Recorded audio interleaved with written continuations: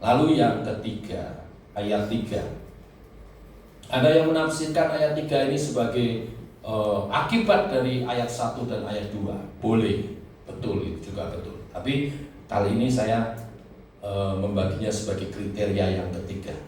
Orang yang berbahagia menurut Tuhan itu yang hidupnya seperti pohon. Tuhan itu senang ngajari umatnya itu pakai perumpamaan-perumpamaan atau gambaran-gambaran, ya. Dan salah satunya adalah mereka yang hidupnya seperti pohon.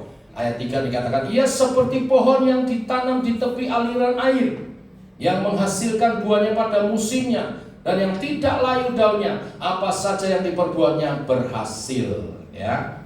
Nah, pohon, ciri-ciri pohon itu apa? Tinggi. Kalau nggak tinggi bukan pohon, ya, kecuali pohon tomat ya rada rendah. Tapi umumnya pohon itu dipahami tinggi. Kalau toge itu pohon nggak? Baik. Toge nggak, bukan pohon, kecambah itu ya, bukan pohon. Toge bukan pohon, kecambah. Kita mesti tinggi. Tinggi itu bicara apa? Surgawi, berkualitas, utama, memimpin. Ya, firman Tuhan, kamu diciptakan lu menjadi kepala bukan ekor. Ya, kalau kita pahami kebenaran firman itu arahnya ke sana. Maka pikirkan hal-hal surgawi, hal-hal rohani. Jangan pikirkan hal duniawi saja. Menjadikan kita orang rendahan. Kita mesti mikirkan nilai-nilai surgawi. Hidup dengan cara yang berkualitas, pola pikir yang berkualitas, yang utama, ya. Lalu pohon itu dikatakan seperti pohon yang ditanam. Ini bicara tertanam, ya. Tertanam tidak suka pindah-pindah. Tertanam itu berakar. Berakarnya di tepi aliran air. Saya kembali ke toge. Jangan seperti toge, di mana-mana ada, tapi bukan yang utama. Di rawon ada, ya kan? Di soto ada, di pecel ada, di gado-gado ada, tapi bukan yang utama. Di rawon yang utama ya dagingnya toh.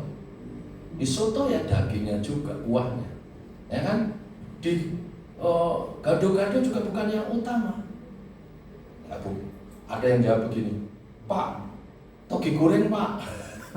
Ya boleh aja sih toge goreng, tapi toge goreng juga enak karena ada telurnya, karena ada ayamnya, ya. Bukan berarti nggak boleh makan toge, ya saya suka sekali toge, tapi ini ilustrasi saja. Jangan ada di mana-mana. Saya nggak melarang kita ibadah di gereja lain, nggak apa. Tapi saudara harus jelas tertanamnya di mana, ya. Tertanamnya di mana? Di sini.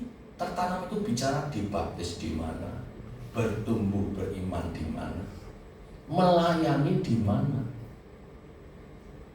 Boleh ibadah, kita datang di ibadah di gereja mana, tapi mesti tertanam.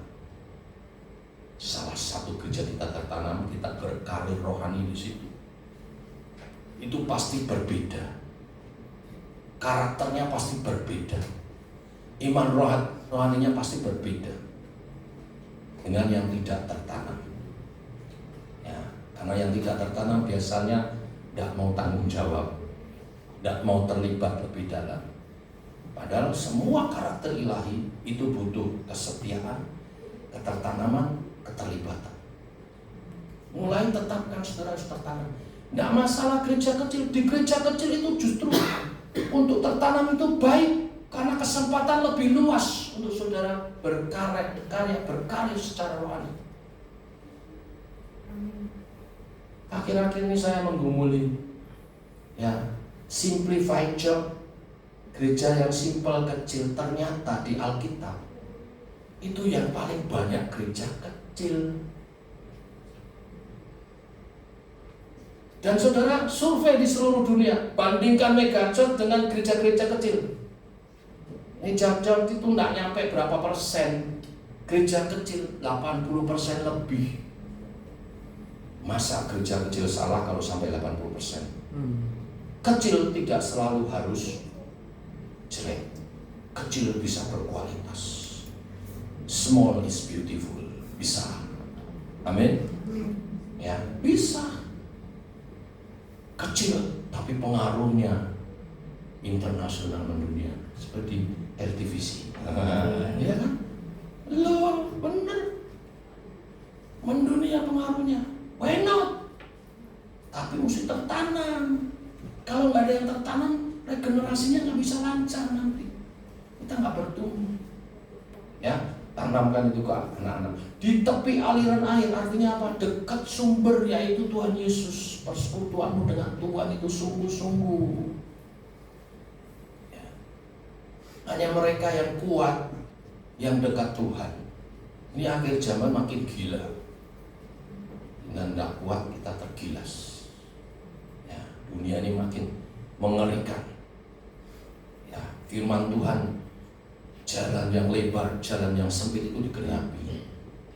Kenyataannya jalan ikut Tuhan itu tidak populer, tidak enak, pikul salib, berat.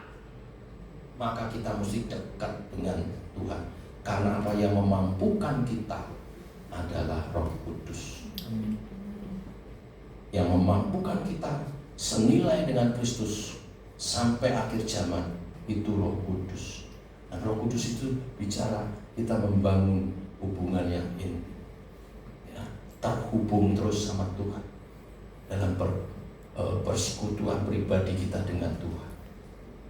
Sekali lagi dalam firman dan akhirnya selalu segar.